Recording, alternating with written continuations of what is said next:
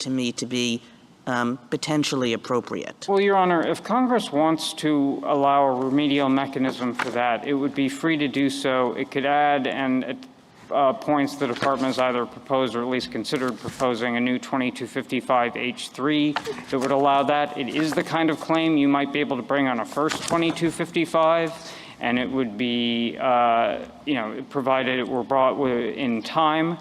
And Congress can change the limitations on 2255 that it has. But it's drawn a line between finality and error correction, and I don't think it meant for Section 3582C1A1 to be kind of a loophole for whatever. I'm sorry, for whatever it had limitations it had imposed. Sorry, Justice Kavanaugh. That was not important enough to interrupt you. No, it was. Could the Commission do that? Could the Commission? Could the Commission, under its authority under 994? No. I mean, I think this gets a little bit. Let me finish. Do what Justice Kagan was talking about. In other words, your answer to Justice Kagan, well, Congress could do that. My question is, could the Commission, under its broad authority, under 994T, do the same thing or not? And if not, why not?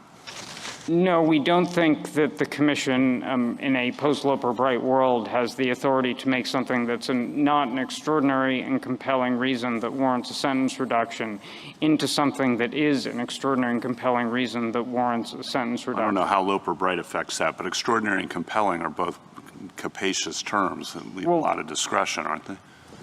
Let me give you a longer answer to this, Your Honor, which goes probably a little bit more to the next case. But first of all, it's just a pure question of statutory interpretation. If these words don't cover it, then the Commission can't add them.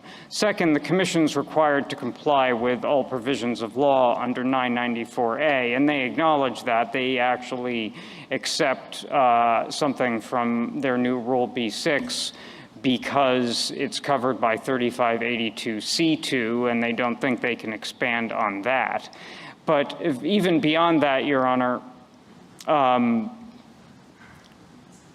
the Commission doesn't have just general authority to override general provisions of sentencing law because the Commission isn't the exclusive interpreter of extraordinary and compelling circumstances. But doesn't the statute make them that in some way? I mean, this goes to a question about the ordering and the steps and what the government's view is about how much judges have to defer to the Commission's views on this. That's exactly where I was going, Your Honor. So if you look at Section 3582C1A1, you'll see that there's actually two threshold findings that a court needs to make before the court is going to be empowered to look at the 3553A factors and reduce the sentence. One of them is that the court has to find extraordinary and compelling circumstances, and the other one is that the court has to find that a reduction would be consistent with the policy statements of the Sentencing Commission. This court's decision in Coons against the United States, I know there are two cases with similar names, I'm talking about the one with an S, addresses exactly identical language that appears in 3582C2 and calls it language of limitation. And I think it's even more so here because the district court has to make an independent evaluation, even if there is a policy statement addressing it, of extraordinary and compelling circumstances. And of course, I'm sure petitioner would agree that the court has to make an independent determination of it, because otherwise, if there were no applicable policy statement, which is what the Second Circuit found in the context of petitioner's case, there would be no way to grant any sentence reductions at all, because no sentence reduction. You'd certainly have to make an independent judgment where there were no circumstance or no policy statement. But I understood petitioner to agree with Justice Kavanaugh that if there were such a policy statement, the court would have to defer to it. Well, if there were such a policy statement, Your Honor, it wouldn't change the structure of the statute. And the structure of the statute very clearly and explicitly lays these out as two separate steps. So the court has to itself find extraordinary and compelling reasons, and Then it has to see whether its finding or the other, any of its other anything else it might do with regard to the sentence reduction. There are some additional constraints the Sentencing Commission has replaced on reductions are consistent with what the Sentencing Commission does. My point is that we know they're independent steps, and the reason that someone like petitioner was able, we think incorrectly, to get a sentence reduction even in the absence of any policy statement, that is, the absence of any commission definition at all of what its view of extraordinary and compelling circumstances are, is that these are, in fact, two separate steps. So it's a particularly inappropriate circumstance to completely defer to the commission because, of course, the commission is only telling us what it thinks are extraordinary and compelling circumstances for purposes, for purposes of limiting the statute under its own policy statements when the court gets to that second step. On that second step, if the commission has not said that something is extraordinary and compelling, so in other words, it's been silent on it, it said other things are extraordinary and compelling, but has not said this is, would it be permissible for a district judge then to say that such a reduction is consistent with the applicable policy statements? In other words, how do you read commission's silence on the particular issue? We read it as preclusive, Your Honor. We don't think that this could be brought today under the commission's current policy statement. My work is easy because I use Fixer.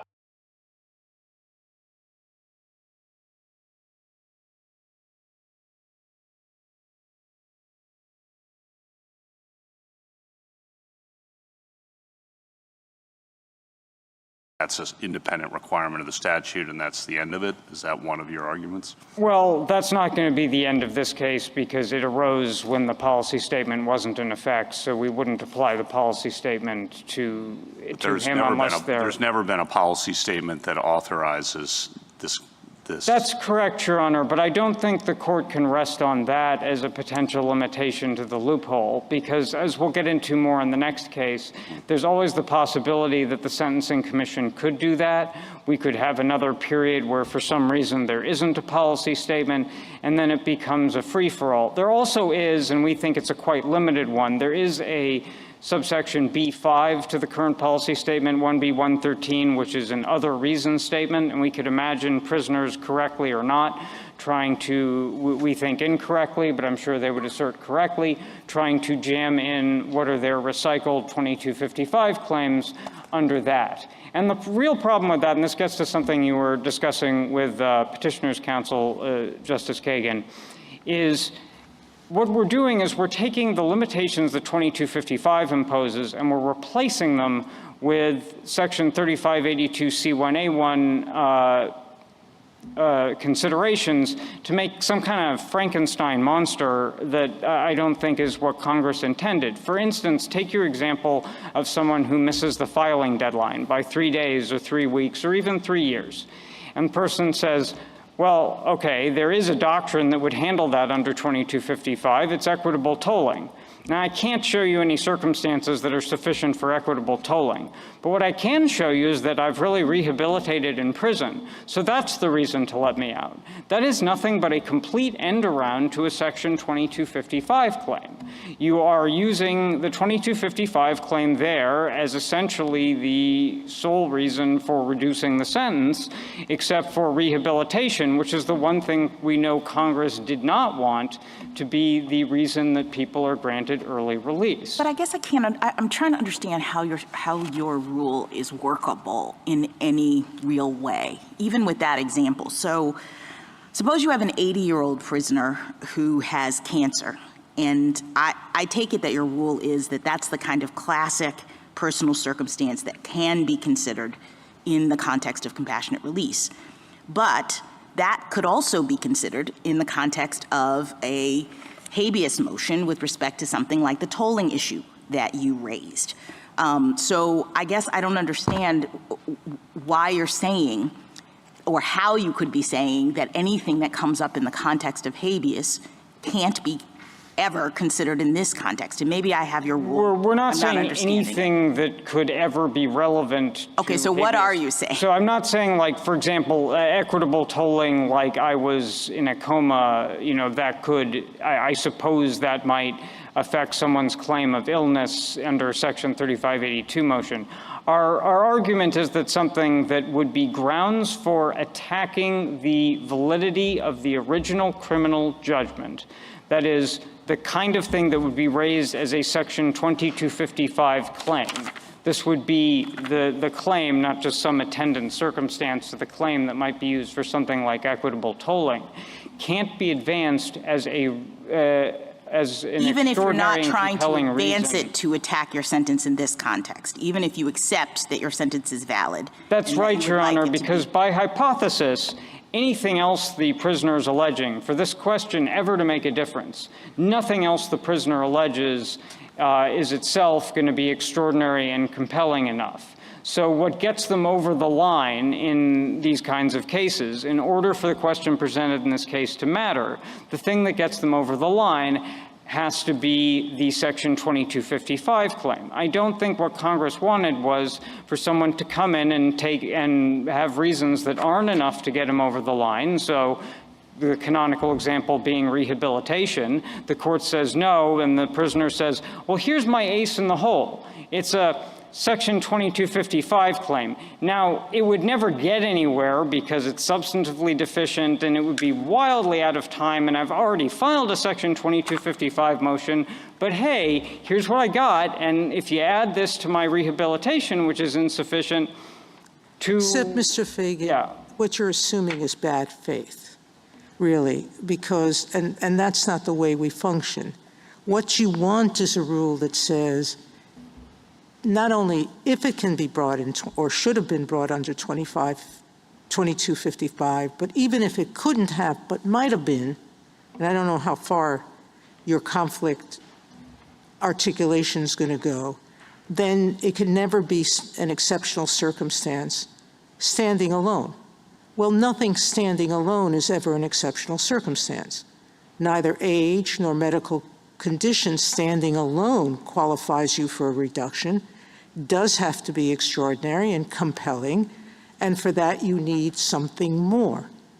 So I understand in this case the argument that the judge's disquiet standing alone should not permit him to modify a sentence, that it had to have been with something else, and I can accept the argument that the something else wasn't much here, but you want a more absolute rule. And I fear that an absolute rule will be twisted and create its own nightmare, because there is nothing that standing alone is extraordinary and compelling. Your Honor, that's not the rule that we're asking for. Is the rule I was articulating to Justice Jackson, or at least attempting to articulate to Justice Jackson, which is that attacks on the validity of the conviction or sentence You're are saying, excluded. no, what you're trying to say is you can't even consider it. And that's what I'm asking you, is your rule absolute that way? There are circumstances where it could be one among many factors that lead a court to a sentencing reduction, as it can be one among other factors where the court says, no, I'm not going to do it anyway. Well, Your Honor, I think first of all, I don't think there would be any kind of nightmare, because this is the way it has worked for the entire history of Section 3582C1A1 until the First Circuit decision in, I think it was 2022. So I don't think there would be anything new. If anything, I think their rule would be very complicated and unworkable, because all of a sudden we would see any of the 5,000 prisoners who— You haven't seen any of that there. Your Honor, I love the the scare tactic, but I look for reality, and it just hasn't happened. And what I look at is the amicus who provides us with case after case where courts are taking their responsibility very seriously. They're writing 50-page, 60, 70-page opinions, analyzing cases with extreme care.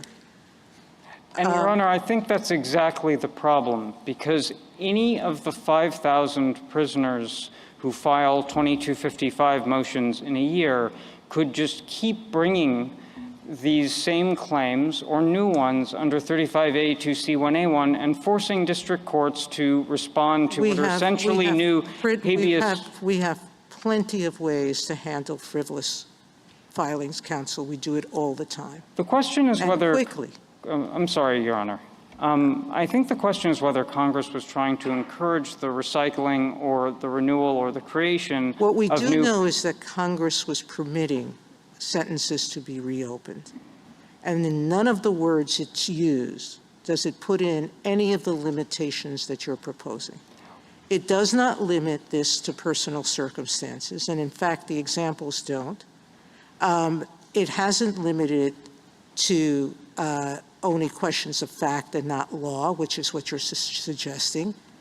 And it has always included that there might be other reasons, and it's permitted the Sentencing Commission to define those other reasons. Well, Your Honor, I think there is a very strong principle. I think Prizer and other cases are an example of it, and we have some of the others in our brief, that statutory schemes should be interpreted in a harmonious whole. And I think reasons warranting a sentence reduction points to that harmonious whole. Except, and the idea except our heck line of cases make very clear that 1983 and 2255 are not invalid if there's a way to read both where the validity of the sentence and conviction are not challenged.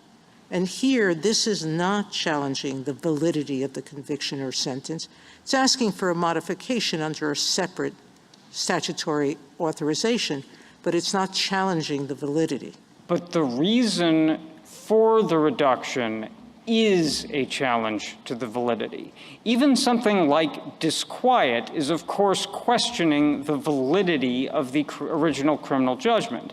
And yes, that claim would not be cognizable under Section 2255 because it would be substantively deficient, because it's not even clear you can do an actual innocence claim, and if you could, it would require that no reasonable juror would find that the defendant And the judge never not did guilty. that, and under motion after motion, he denied relief, legal relief, invalidating the conviction and the sentence, but he didn't grant that.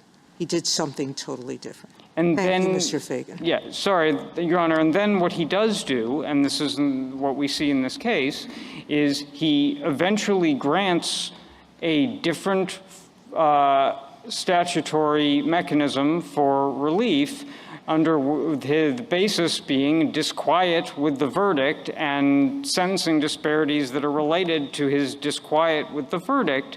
And again, that is simply just a recycled and frankly non-cognizable Section 2255 claim. An actual innocence assertion was made on 2255 before, and there's another Section 2255 claim pending in the district court right now that makes the same assertion. I think another way to think about it, in addition to the kind of ace in the hole being a procedurally or substantively deficient attack, we'll need to wait for another day because I'm out of time, Mr. Chief Justice. Justice Thomas, Justice Alito, Justice Sotomayor, Ms. Kagan. So what you just said, Mr. Fagan, is one of the confusing parts of this case to me, is that when I read your brief, the formulation of the test that you offer is, could the claim of error have been raised under 2255? And I have some sympathy for why that would be an extremely relevant question, but it just does not seem to be a question that applies in this case. Because here, as you say, we've never said that an actual innocence claim could be raised under Section 2255. So sort of the premise of your argument, which is it could have been raised in 2255, sorry, you lost your chance. But the premise of the argument is it could have. And here we don't really know that it could have. The court has never said whether it could have. So the rule doesn't really seem to fit the case, if you understand what I mean. Well, 2 points, Your Honor. You might, I think, more usefully use the formulation that it would be a claim that or an asserted reason that attacks the validity of the conviction or sentence, and I think this one would fall into that. And when we talk about Section 2255 So there is a real claims, difference between that formulation and the one you most often give in your brief. So you're now switching from the one you give in your brief to saying, does this attack the validity of the conviction? Well, we said both in our brief, Your Honor, and to the extent we're focusing on Section 2255 claims, I mean, frankly, that's largely as a result of the court-written question presented that we were trying to work within, which I assume kind of was written in a way the court intended to apply to this case. But the second thing I'd say is, to the extent you would include things that would attack the validity of the conviction or sentence, like a claim of disquiet, that just aren't even substantively meaningful enough to get past the first marker on Section 2255 claim, that's all the worse for prisoners in this position. So I think you would write it a bit more broadly. But I would take I would take this as something that could be alleged under Section 2255, and it would simply lose. I think it would make absolutely no sense to have a rule that if you could win, or you could have made your claim under Section 2255 and it would be substantively valid, then you're precluded. But if you would have had a substantively invalid claim, you wouldn't be. Okay, thank you. Justice Gorsuch?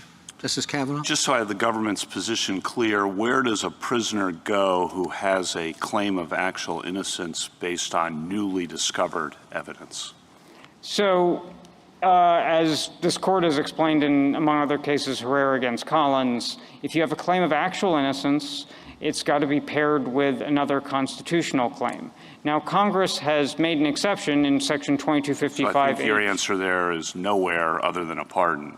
Well, you could, if it's paired with a claim of constitutional error. If it's not paired. If it's not paired with a claim of constitutional error, I think it's going to have to be addressed through the clemency procedure. Thank you. So just to follow up on that point, Mr. Fagan, would the idea be that if an actual innocence claim, a freestanding claim, is not available under 2255, it's because Congress has implicitly precluded it by not giving a route to raise such a challenge under 2255? Well, I think there are a couple of reasons. First, I don't think Congress has disturbed this court's. This court has never squarely addressed whether there's a freestanding claim of actual innocence, and I think if the court were to, contrary to the skepticism, I think the court. I read in the court's opinion in Herrera against Collins, the court were to decide that such a claim exists, I don't think Congress has precluded it under Section 2255.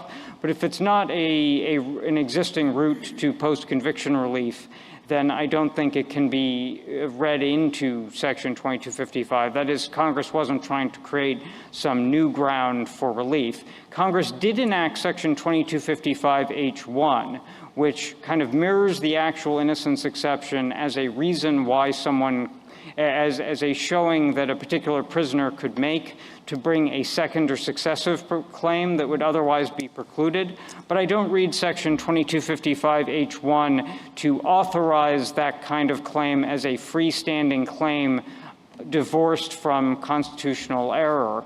I think what it does is, if you can meet the actual innocence bar, it is allowing a second or successive claim that relies on some constitutional ground. I guess I'm just trying to figure out how to articulate the rule. I mean, you offer one way. If we say that if you're going to challenge the validity of a conviction or a sentence, 2255 is your option.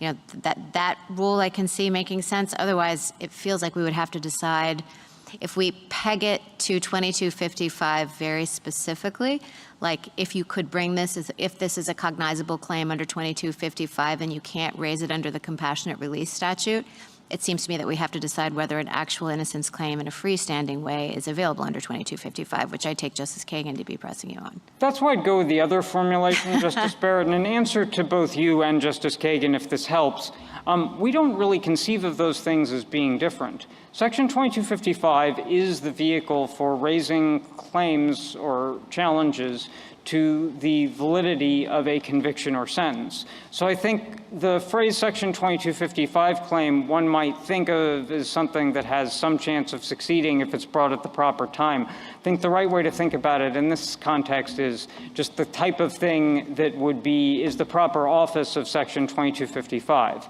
And the space that 2255 fills, the role that it fills within the sentencing scheme is it's the place you go when you have a challenge to the validity of your conviction or sentence. That place is not 3582C1A1. There's no way that Congress wanted the BOP originally, or as the gatekeeper now, or district courts to be relitigating claims of actual innocence under Section 3582C1A1, let alone just a mere argument about disquiet. Justice Jackson? I guess it seems to me that that argument really only works if that is the only concern in the 3582 world. I mean, what if we have the 80-year-old defendant who has cancer and other ailments, and there's this concern about whether or not his conviction is valid? Why would the government say that that couldn't be part of the overall analysis if there's more than one factor? Well, I think there's two reasons for that, Your Honor. One is one I was suggesting earlier, which is that if you have other claims, and I just taking your hypo, I will assume for the sake of argument that those other reasons would not themselves be extraordinary and compelling. Well, I mean, Congress has said in 994T, like even when it looked at rehabilitation, it just said it can't be used alone. It took it off the table in its sole form. And I guess I just don't understand why the government isn't doing that sort of thing, as opposed to saying you can never look at it. So I have two answers to your question, Justice Jackson. I mean, the first way to look at it is assuming those other reasons are not sufficient on their own, like you gave the 80-year-old and she has cancer. If that weren't enough on its own, then I don't think the ace in the hole can be a procedurally or substantively deficient challenge to the validity of the conviction or sentence. And the reason for that is that wouldn't warrant a sentence reduction. It's not an exceptional and compelling, it adds nothing exceptional and compelling to the mix. The second answer that I would give, which is actually what I was about to say when my red light came on, is the other way of thinking about this is a repackaged Section 2255 claim. The statute that tells us when there can be relief on a challenge to the validity of a conviction or sentence is Section 2255, and it tells us the circumstances that are relevant. I understand. Thank you. Thank you, counsel. A rebuttal, Mr. Groenstein? I'd like to start by talking about a question that Justice Kagan asked, whether the government's position would be workable. And what the government's position to exclude habeas-like claims would require would be an analysis in each case of whether a claim could be brought under habeas. And what the colloquy about actual innocence shows is that that's not always an obvious question. And to the extent a petitioner under 3582 could not raise actual innocence, which seems to me like it would be the ultimate extraordinary and compelling circumstance, shows how the government gets things backwards. The government ultimately tries to deal with the unworkability problem by saying that the rule really is personal circumstances. Not only is that nowhere in the language of the statute, but clearly cases will fall through the cracks. The Setzer case is one of them, where the court considered using 3582 to deal with a state sentence that was not that was going to run consecutive. Also, of course, the cancer patient that Justice Jackson referred to, if someone had cancer and was serving a 30-year sentence and had 5 years left to live, it certainly should be relevant that the conviction that he had was no longer valid or would not be valid today. The only reason to read the statute in a way that is not according to its literal terms is if there's another statute that conflicts. The government talks about how these issues are otherwise addressed in the legal system. That is not the test. The test is whether there is an irreconcilable conflict and whether this reading of 3582 would wholly frustrate the habeas statute. That's what Jones v. Hendricks was, where allowing a 2241 would entirely undermine the 2255 restrictions. As to Justice Sotomayor's point about the work that judges are doing in these sorts of cases, judges are doing very comprehensive work, and it's not surprising because this is very similar to the work judges do every day in sentencing when they are previously looked at heartland departures. They look at what makes this case extraordinary, and judges are well suited to do that, subject to to review by courts of appeals. And finally, I would, as to Justice Kavanaugh's point about the commission not speaking yet on this issue, I think it's relevant to go back to the language of the statute first, which is the words are extraordinary and compelling. They are, in Your Honor's words, capacious. They leave a lot of discretion to the district courts. But there's another very important feature to the statute, which is that there's a delegation to the Sentencing Commission to, if there are things to be taken off the table, if changed circumstances should be the touchstone. That is for the Sentencing Commission. Thank you, counsel. Thank you, Your Honor. The case is submitted.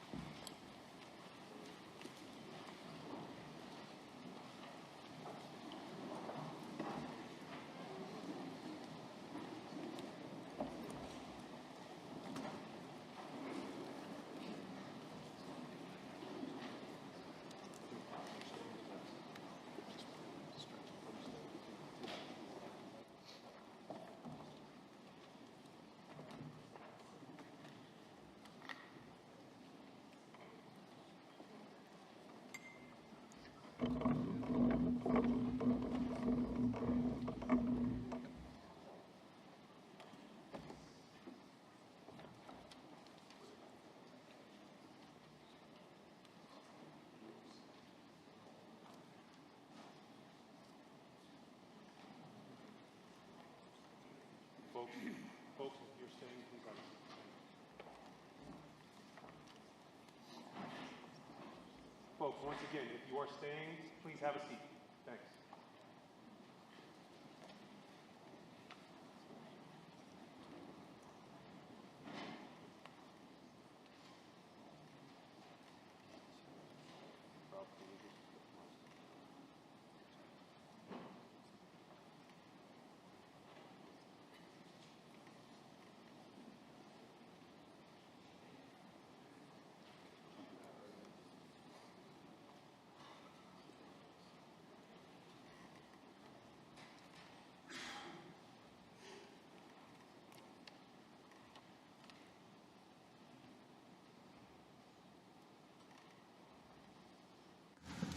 We'll hear argument next in case 24-820, Rutherford versus United States, and the consolidated case. Mr. Frederick? Thank you, Mr. Chief Justice, and may it please the Court. The 1984 Sentencing Reform Act confirmed that district courts have broad discretion to consider relevant information in imposing and modifying criminal sentences.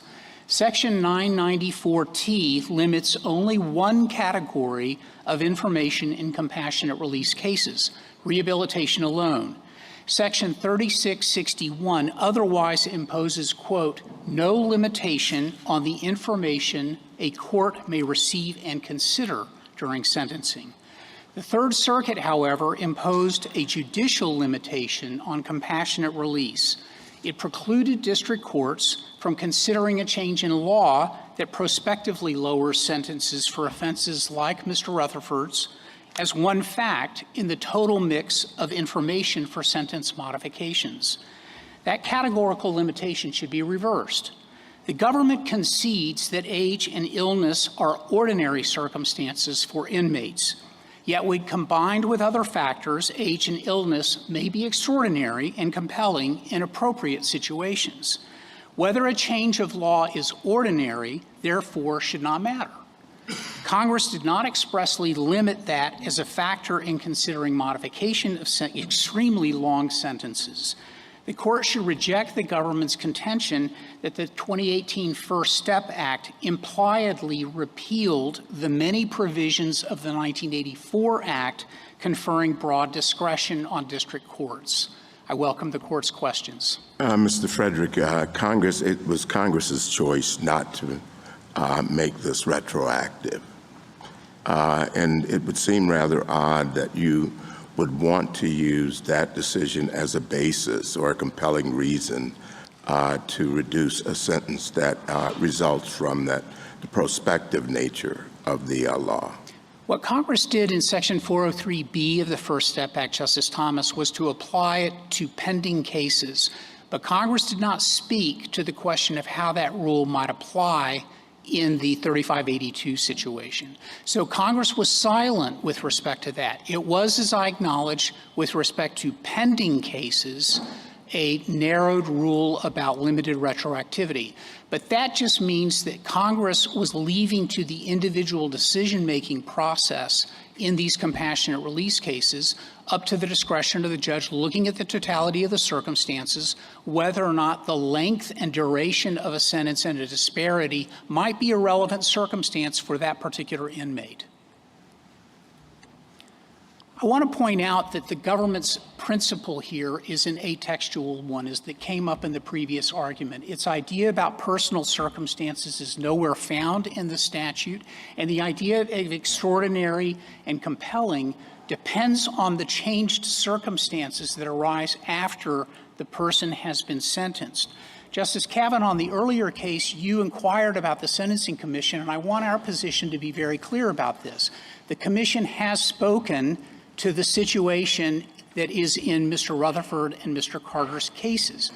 If the Commission reversed its course and took those changes of law that are prospective for unusually long sentences, we would have to respect that decision, because Congress said that for a compassionate release motion, it had to be done consistent with the Commission's policy statements. So under your hypothetical, as you posed it in the previous case, we win our case.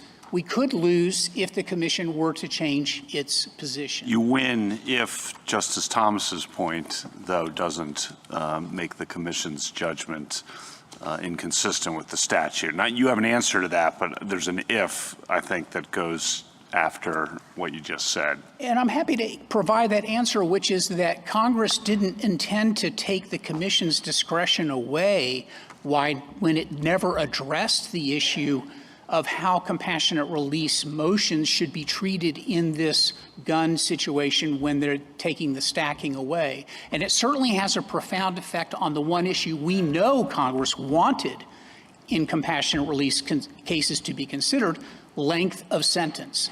The whole idea of compassion, obviously, is to bring compassion by lowering the amount of time that a person is incarcerated. And so it makes logical sense that if you're going to consider any legal change, it would be one where society has demonstrated a will to decrease the amount of incarceration time for persons who might be subject to that kind of principle. And that makes sense for the totality of the circumstances that a district court would be obliged to take into account in looking at the other individual circumstances that are relevant for the person. Mr. Chief Justice, you raised the question about kind of a floodgate of problems, but let me address that by saying there are three institutions that are relevant here. There's obviously the Sentencing Commission, which takes into account data and looks at real cases. There are district courts that are entrusted with dealing with these kinds of factual matters all the time. And then there is appellate review under an abuse of discretion standard. Appellate courts have exercised the reversal power under abuse of discretion where district courts have gone too far. And I would point the court to a Sixth Circuit case called United States versus Bass, in which the Sixth Circuit said the district court had gone too far in the post-COVID situation because it allowed for the reduction of a sentence of someone who had been committed to life imprisonment for committing several murders and involved in conspiracy for other violent acts, and the Sixth Circuit said that was an abuse of discretion. So our view is that although there may be some motions filed, and in the fiscal year 2025, approximately 2,000 motions for compassionate release were filed, only 56 were granted under this B6 provision. That statistic is in the clinical law professor's brief at page 17. And is that because you think the compassionate release provision would not permit or would not make you eligible for a sentence reduction if this First Step Act disparity was the only basis? Like here, your client also alleged the COVID-19 and hypertension and obesity? Is it the plus factors that then would prevent it from becoming a huge loophole? Justice Barrett, these are always combination of factors. No one factor, I think, arises to the level that it would by itself be extraordinary and compelling, because the word reasons is in the statute. So it's got to be multiple reasons. Our client, of course, as you noted, had a very good rehabilitation record, has health issues, has family circumstances where if his earlier release would enable him to help find and provide for his deceased sister's children. So these are the kinds of circumstances that a judge reasonably would take into account. Could a judge, let's say before the First Step Act was enacted, say that in my judgment, I really feel like these are excessively long sentences, and treat that, like the judges, let's just say it's disquiet about the legal penalty that Congress has chosen to impose? Would that be an extraordinary and compelling reason, or is it only the subsequent change? Length of sentence is a factor, and it always has been a factor. And we know that because the Diaco case, the Bureau of Prisons, represented by the Department of Justice, came to court and said the long sentence should be reduced because of these disparate circumstances. The Senate— Well, no, I'm just saying, just based on the judge's disagreement, the judge's disagreement with the length of sentence that Congress chose to impose as a mandatory minimum. Mandatory minimums have long been thought to fall within the rule of compassionate release. So has life imprisonment, for that matter. And the Department of Justice agrees with that observation, filed a brief a couple of months ago in the Sixth Circuit in a case called Stricker, in which it took that position. So that is not an unusual feature of how compassionate release works, and that makes sense. Mr. Friedrich, I'm hearing Justice Barrett's question differently, and she'll correct me if I'm wrong. I think her question is, standing alone, could a judge use their unhappiness with mandatory minimums to grant compassionate release? That would be, I think, an abuse of discretion, because the mandatory minimum set forth by statute indicates what Congress's judgment is. The extraordinary and compelling reasons are almost always plural, and in fact, the form that— But even if it weren't plural, could the judge take disquiet or disagreement with the statutory scheme prescribed by the statute as one of the reasons? Certainly the judge, in looking at the range of factors, would take into account that person's experience in looking at like cases to determine whether there I'm was— just saying disagreement. You keep going to disparity. I'm just saying just disagreement. I think Congress has been too harsh here. I think a judge is certainly not within his or her discretion to disagree with an act of Congress. Where I think that judges have addressed this particular issue, and where the Sentencing Commission addressed this particular issue, was to say that in the total mix of circumstances and information, it could be a factor. And it is certainly a factor that we would want to take into account, because the whole idea behind this provision was as a safety valve against unusually harsh and long sentences. The length of sentence is the key fact in all of these Mr. situations. Friedrich, I'm not sure I understood your answer to Justice Barrett. Is it a permissible factor for a judge to include in the determination disapproval of the mandatory minimum? A judge would be committing an abuse of discretion to disagree with a policy judgment made by Congress. However, a judge would also be within his or her discretion to say that for this particular inmate, given the circumstances here, this minimum would be subject to compassionate release. I don't quite see the difference between those two things. Well, the difference, Your Honor, is that we're looking at the totality of the circumstances, the person's age, how much time the person served, whether the person has health issues, and the range of rehabilitation and other family circumstances. And the court could very well say, this mandatory minimum is too harsh, and because of all these other factors— So the answer is that it can be considered, disapproval of mandatory minimums across the board can be considered in a particular case if there is something else. I think that the part of where I'm going to challenge your question's premise a little bit, Justice Alito, if I might, is that where you say in all circumstances, because the judge is always looking at the one case before. Okay, so there's a case where the mandatory minimum is 10 years, and the judge says, I know that's the mandatory minimum for the run of cases, but in this particular case, I think for a variety of reasons having to do that's too long. That's okay. Well, if your question is about original sentencing, I think that's different. No, on this modification. Motion, on this modification. If under your hypothetical, the person is 75 years old, has a life-threatening disease, and the court says, you know, this mandatory minimum is pretty harsh, and the BOP is likely to be coming back here to say we don't have the medical facilities to deal with that person, it is not an abuse of discretion for the court to say, in this particular circumstance, that mandatory minimum is too harsh. Thank you, counsel. Justice Thomas? Well, just to continue the line of questioning briefly, well, you really shouldn't call it a mandatory minimum.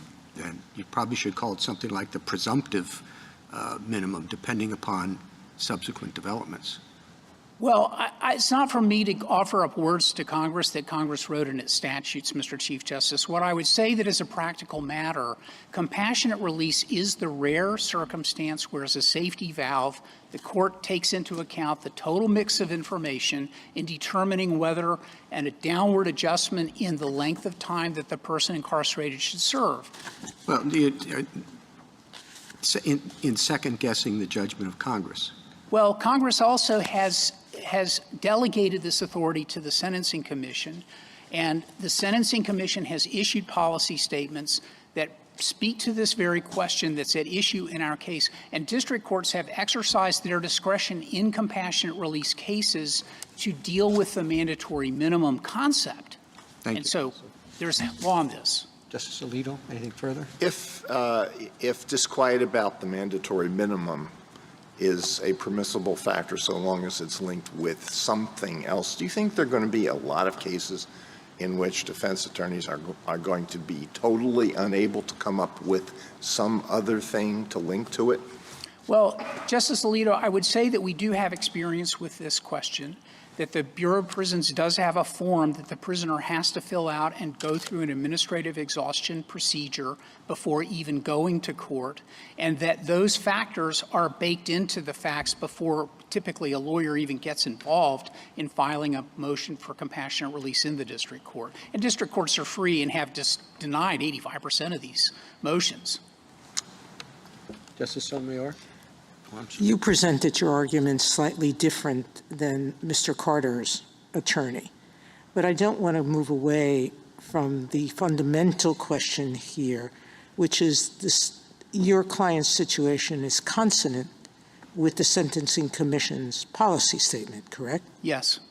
And so we would have to find that the Sentencing Commission exceeded or violated the statute. Why don't we deal with that? Because they're not saying disagreement with the mandatory minimum is enough to get a change. They're putting other qualifications.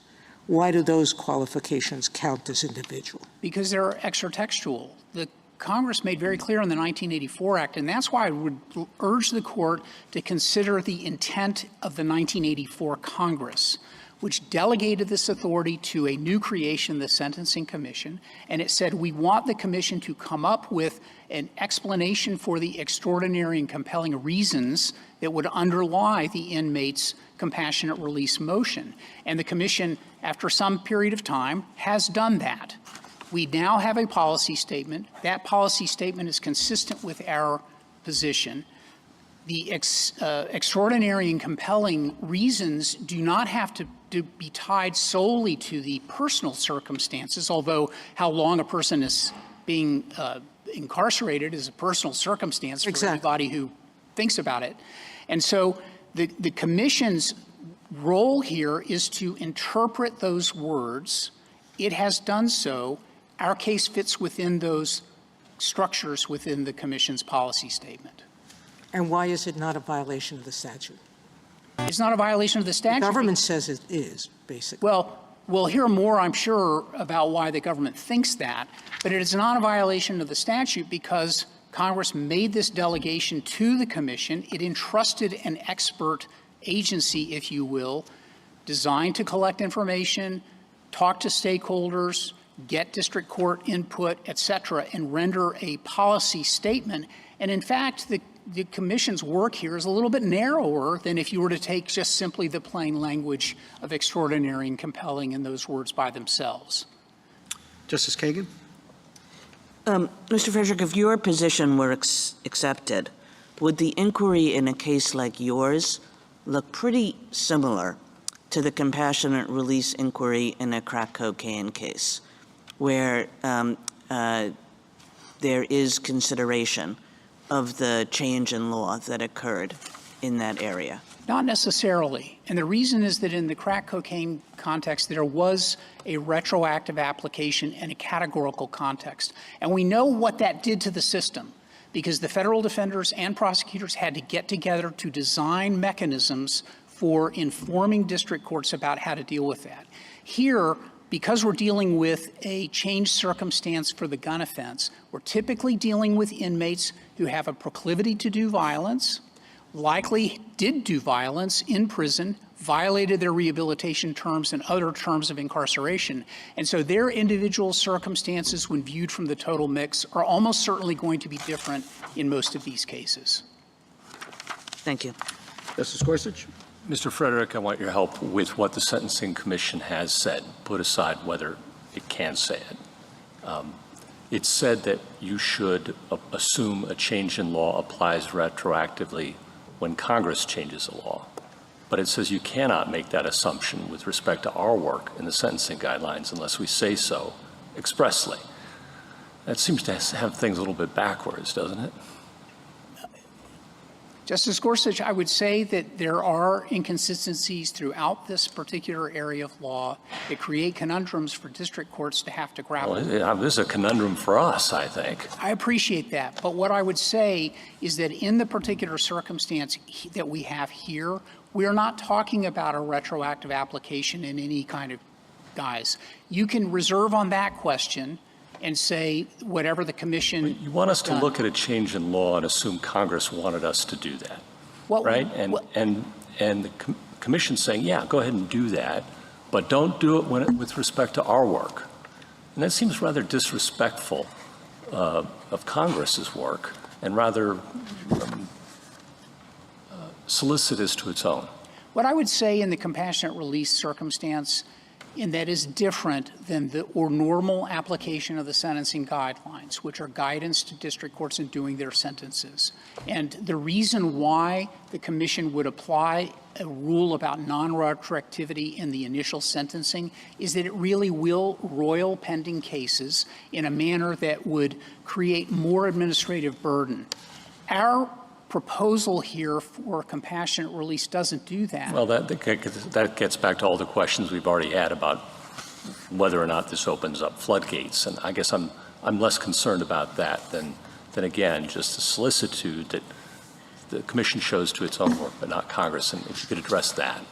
I'm not here obviously representing the commission, but what I would say is that there are administrative reasons why the commission would determine that changes in its own guidelines or policy statements would create more uncertainty in application than where you were to take an idea that with someone incarcerated like Mr. Rutherford for 42 and a half years for a sentence that should be 18 years less, you might come to a different conclusion. Thank you. Mrs. Kavanaugh? Just pick up on that and Justice Thomas's original question, because the separation of powers issue concerns me here a bit, which is the First Step Act was obviously heavily negotiated and very carefully, a lot of back and forth on that. And retroactivity is, of course, always a key element of the negotiations, as it was here, when you are making a change in the criminal justice and criminal sentencing laws. And so Congress specifically, I think, says this is not going to be retroactive to those cases where sentences have already been imposed. And then the commission, though, then comes in and says we're now going to give a second look for district judges to revisit those sentences, even though Congress in those sentences did not want them made retroactive. And that seems to be, obviously the commission was very divided on this question, and the commission dissenters said this is a seismic structural change to our criminal justice system that countermands Congress's judgments. And that's my concern on this case, and I just want to give you an opportunity again to summarize why you don't think the commission, by doing this, is kind of countermanded Congress. There is certainly a huge difference between a categorical application of the rule, which we know from the crack and powder cocaine context, and a more limited case-by-case totality of the circumstances inquiry where you look at the effect of the stacking of the gun charges on the length of incarceration. And I think it's reasonable to suppose that in the context where you're dealing with a categorical change that has a very large systemic effect, and amicus briefs on our side point to all the steps that had to be taken, none of those have been taken and need to be taken in the 924C context. And the reason for that, Justice Kavanaugh, is that we're looking and we're trusting district judges to look at this on a case-by-case basis to decide whether or not a sentence reduction is warranted in light of the totality of the circumstances.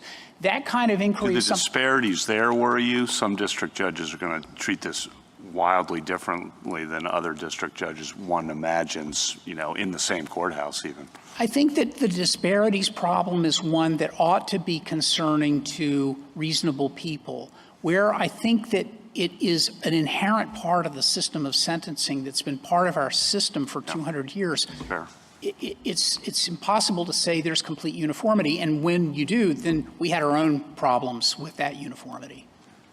Justice Barrett? Justice Jackson?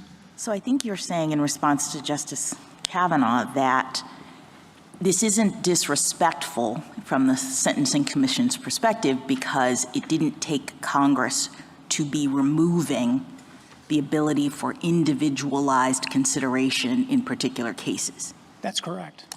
And with respect to Justice Barrett's point about how this would operate with respect to a judge who had policy disagreements with a mandatory minimum, I guess I didn't take your argument in this case to really be about that at all. And by that I mean, I thought what you were focusing on in this case is the fact that there's a sentencing disparity that has been created such that your client, if he was sentenced today, would not have the same sentencing exposure as Congress now has determined it, because Congress has changed the statute. So it's not the court saying, I don't think people who do this sort of thing should be subject to this length of sentence. It was Congress who said that in this situation, right? That's correct. And Mr. Rutherford here served 19 years. He falls within the policy guidance that says you have to serve for more than 10 years before you even become eligible to invoke this particular argument. Right. So in some sense, this is giving the opportunity for a consistency with what Congress has determined about what people who've done this sort of thing should get. Yes, and doing it, though, in a contextual way that takes into account the various circumstances of that inmate's behavior in prison, age, illness, family circumstances, and the like. And so in some sense, the compelling circumstance here is that the change, this is kind of going back to Justice Kagan's point in the first case, that there's been a changed circumstance with respect to how long Congress believes that people in this circumstance should be sentenced. And even though Congress didn't necessarily want that to be applied categorically, there's nothing to preclude courts from taking that into account in an individualized way in combination with all sorts of other factors if a person requests it. That's correct. And the 1984 Congress used the words that enabled that particular outcome, Justice Jackson. And I would just note in the original appeal, Judge Ambrose affirmed the sentence, but said it's unthinkable that in any system the sentence should be this long for the two robbery offenses that my client committed. Can I just ask you one other thing? Because I noticed that there are differing views about the order of operations, just as a practical matter. The judge who was trying to entertain a compassionate release motion. And I think it might matter because sentencing disparities are actually prescribed by Congress as a consideration in 3553A. So if you have to do 3553A, then you're going to take into account the kind of thing that the government is now saying that you don't in the extraordinary and compelling circumstances world. So what I mean is, what is your view of how this works? Lower courts, I think, are starting with the extraordinary and compelling circumstances factor with the Sentencing Commission's guidance, and then they turn to 3553A. The government seems to suggest that you start with extraordinary and compelling factor without the Sentencing Commission's guidance, then you go to 3553A, and then you consult the Sentencing Commission as a check or a limitation. But the statute suggests there's even another way of doing it, which is that you start with 3553A, and then you go to extraordinary and compelling with the Sentencing Commission. So what's your view on the order of operations in this? Justice Jackson, I confess that it has been a while since I did sentencing cases in the government, but I would say reading this particular statute, I don't know where this 2 or 3 part step where you just start negating things if they don't meet a certain threshold. The statute is worded as if certain things happen, then such and such. And that to me suggests that this is a gestalt. It is a totality of circumstances kind of inquiry. Which order you do them in, we trust district judges to get to the right outcome based on those circumstances. And you admit that you see that 3553A does require consideration of unwarranted sentencing disparities. Yes. And it's in this statute too. Yes, and it seems odd that you would say, well, we're only going to consider it one if we've nuked you out of a position to be able to bring that argument based on considering a different factor. Thank you. Thank you, counsel. Mr. O'Neill?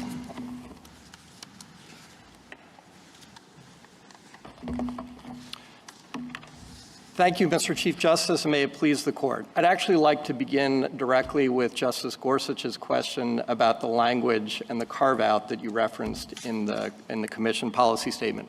There is very good reason for that carve-out, and it does not show disrespect for Congress. In fact, it shows the opposite. There is a separate statutory provision, Section 3582C, that specifically deals with reductions based on changed sentencing guidelines.